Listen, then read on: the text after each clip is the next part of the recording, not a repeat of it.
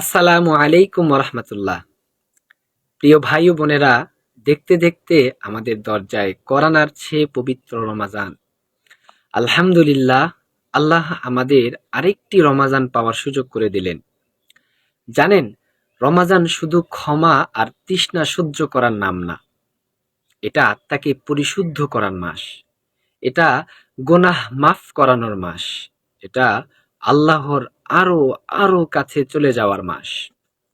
এ মাসে কোরআন নাজিল হয়েছিল। এই মাসেই রয়েছে লাইলাতুল কদর, হাজার মাসের চেয়েও উত্তম একটি রাত।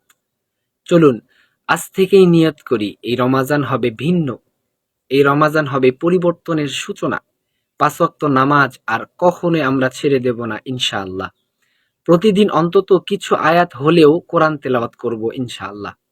রাগ, হিংসা, গীবত এসব থেকে আমরা নিজেদেরকে দূরে রাখবো। হয়তো আমরা জানি না এই রমাজানেই আমাদের জীবনের শেষ রমাজান কিনা। তাই আসুন মন থেকে তওবা করি, আল্লাহর দিকে ফিরে যাই এবং এই রমাজানকে আমাদের জীবনের সেরা রমাজান বানাই। আল্লাহ তাআলা আমাদের সবাইকে রহমত, মাগফিরাত ও নাজাত দান করুন। আমিন। সবাইকে আন্তরিকভাবে রমাজান মোবারক। আসসালামু আলাইকুম।